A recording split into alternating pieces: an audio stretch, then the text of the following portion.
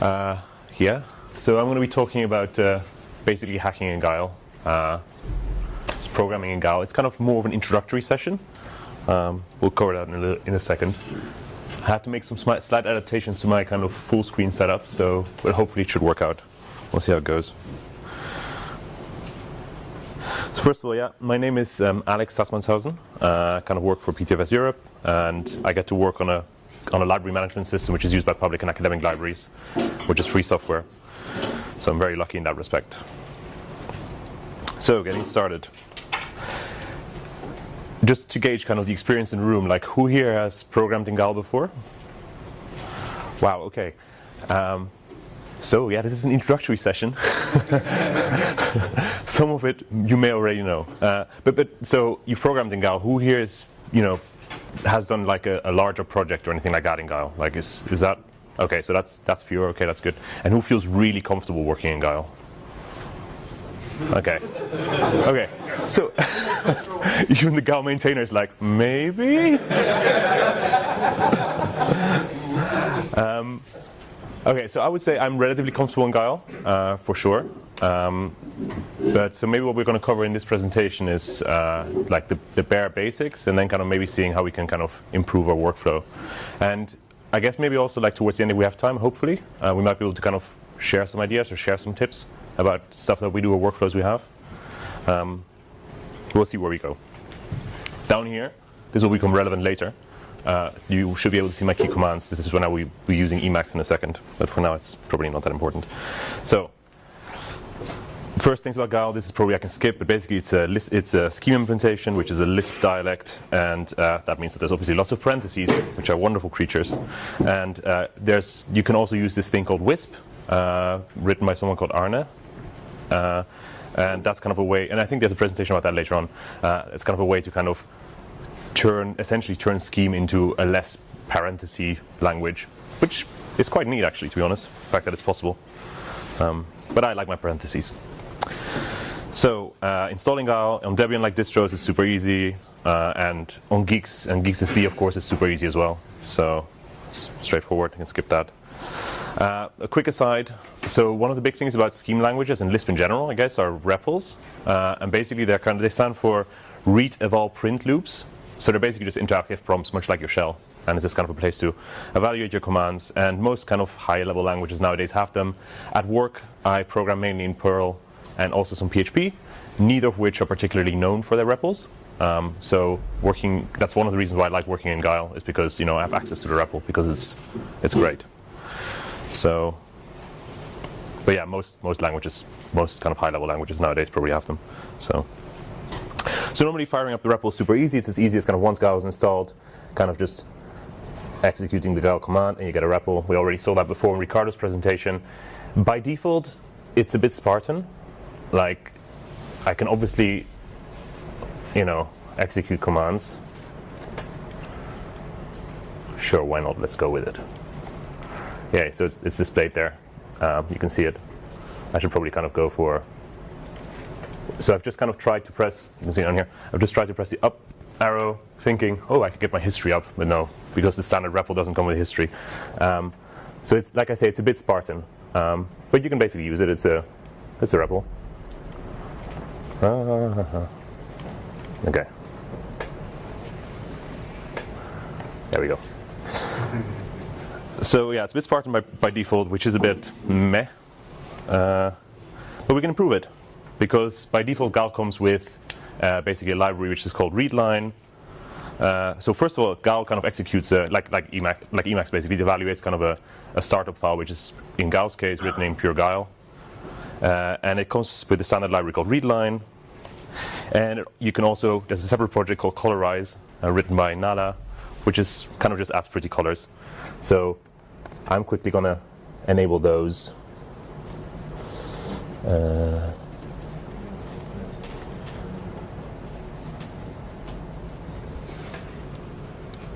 That didn't work. There we go.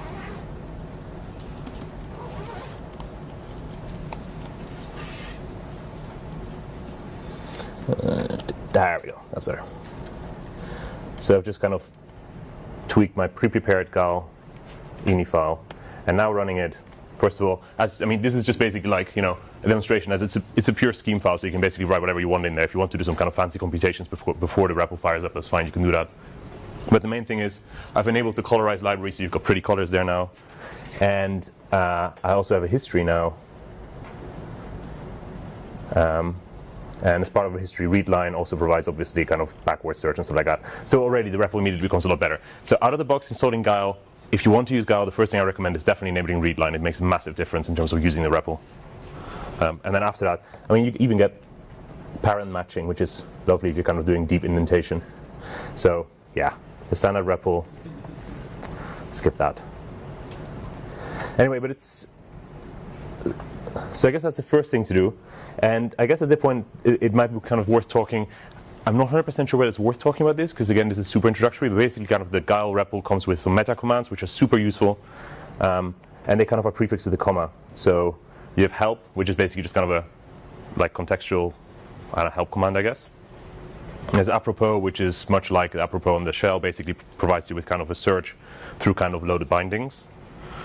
Binding, which basically just displays all the bindings that are currently loaded.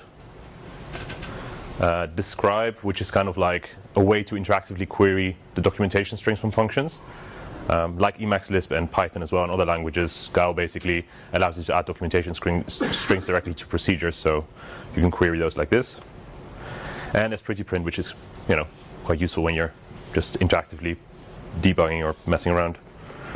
And finally, module and reload are basically just kind of shorthand commands for kind of loading new libraries that are already installed in the system. So, I don't know. I should probably start my REPL first. There you go. So apropos just lists them up, and then I can say, okay, well, let's find out what PARMAP does. So the D here stands for describe. Doesn't have documentation string. Okay, let's go for, there we go. So that's just a nice way to kind of, at the REPL, get some extra information. I can load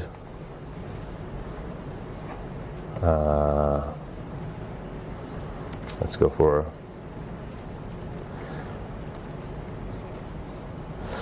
and actually module kind of switches into a new module. So right now I'm kind of inside the Surfy1 module. Surfy1 is like just a really useful general purpose kind of scheme library that adds lots of wonderful things for processing lists and so on.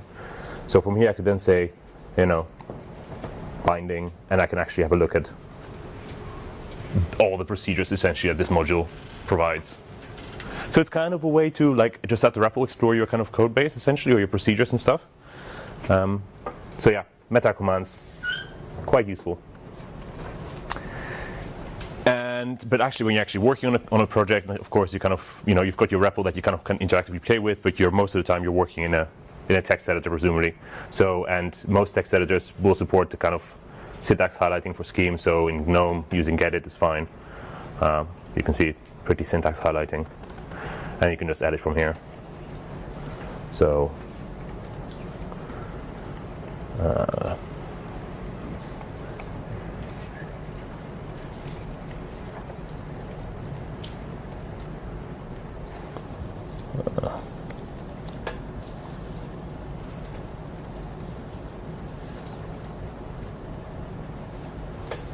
Yay, it's nice and cloudy out there. So running, obviously, script files as well, just with a S flag in the invocation.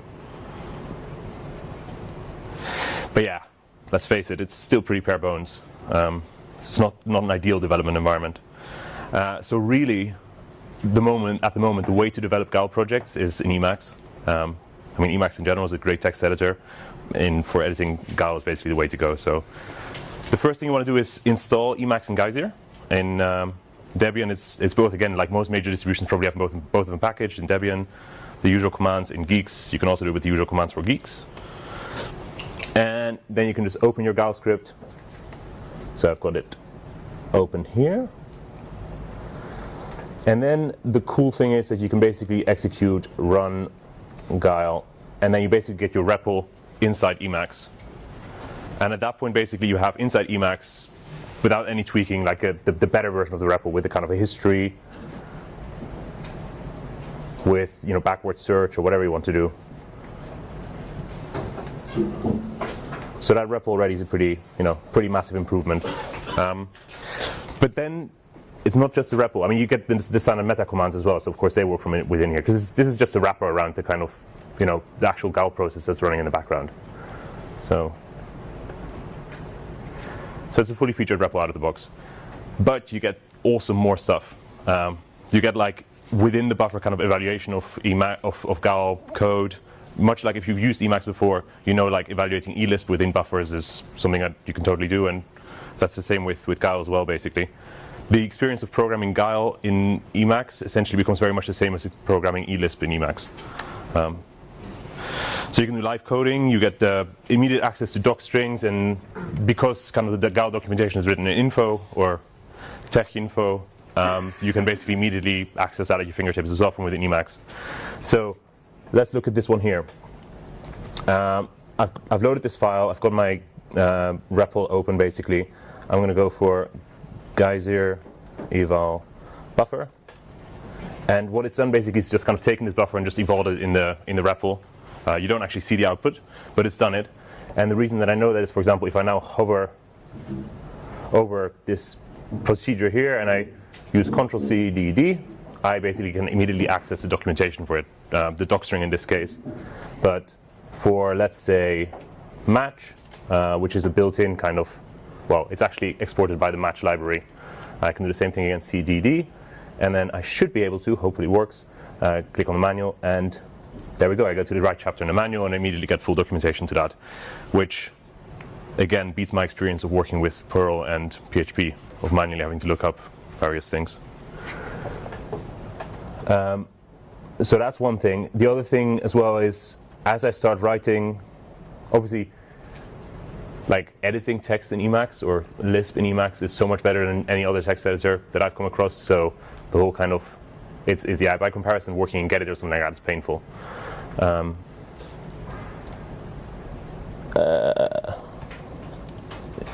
Can we see it?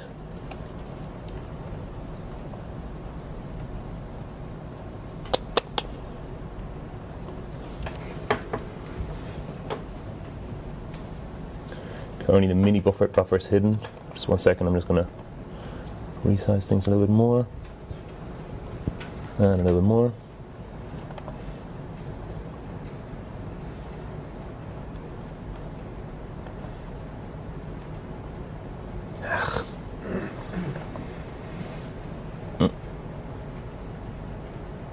It refuses to become smaller.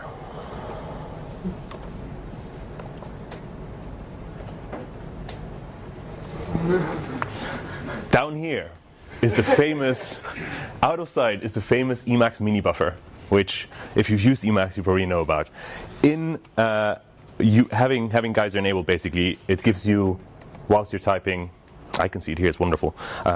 It gives you basically like the procedure signatures as you're typing them. So basically, you can immediately there see what kind of arguments the procedure expects, which is super useful again. So that's the other thing. We can basically evaluate procedure calls from within the buffer. So I'm now basically pressing Ctrl-X-E, and you can see basically it immediately evaluates in a kind of buffer next to it. So this is what I meant before with like basically buffer evaluation and live coding. You can essentially just write a new procedure definition inside the buffer, and then evaluate it, and then immediately test it from within the buffer without having to switch over to a different kind of test situation or running the script and hoping that everything works out fine.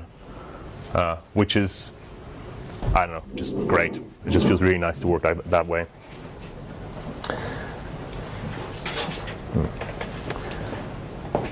So there are a whole host of kind of Geyser commands. The most important ones are probably like eval, buffer, and go, which is basically like evaluate the buffer and then kind of switch to the REPL where you have access to the stuff. So again, in the REPL, I have access to my functions that I'm defining.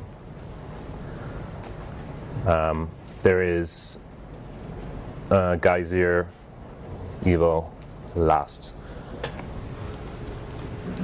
sexp, which basically is like, it just like, that's what I did before. It just kind of evaluates the last kind of S expression that you were at. And I guess Geyser eval region is quite useful as well. Just mark a region and evaluate that. So basically it allows you to stay within your kind of code file and just kind of evaluate partial parts of the code to kind of see, you see something goes wrong, you kind of quickly tweak it and you evaluate it again, see if it works then. It's a really nice way of working basically.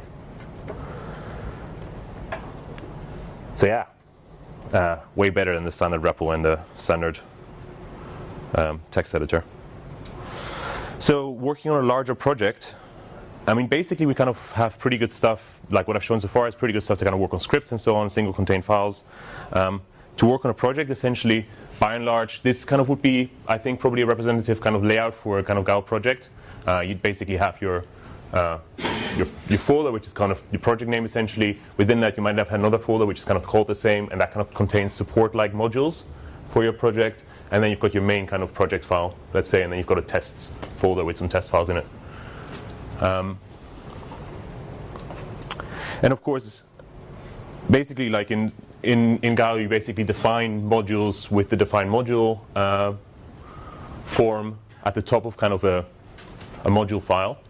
And it basically names the module and it kind of exports procedures and you kind of define what modules you're using.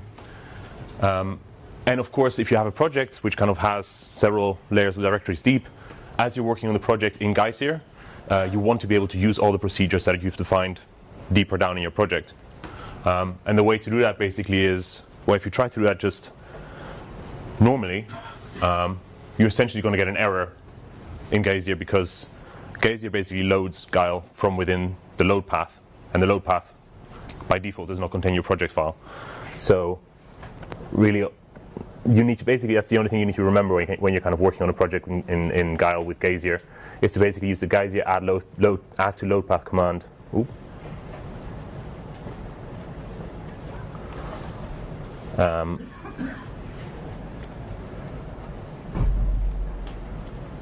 And by default, it will just kind of assume the directory that you're in. And then from now onwards, let's switch to my other example. Nope, my other example. There we go.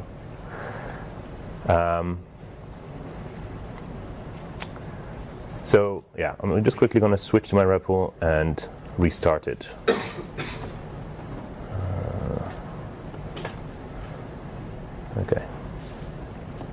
Okay, so right now it's a fresh REPL. I have not done the add to load path thing yet. So if I do this, it will say, well, that code doesn't exist. It's not in the load path because it doesn't know about the project.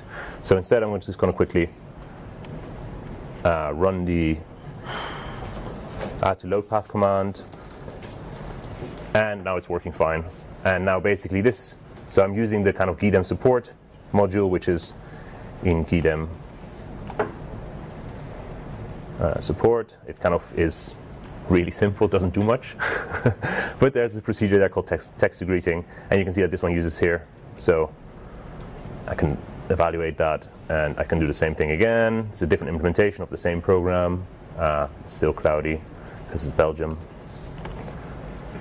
And it works again. So, and that's basically how you can basically work on projects in Guile. You just add to load path. Thank you.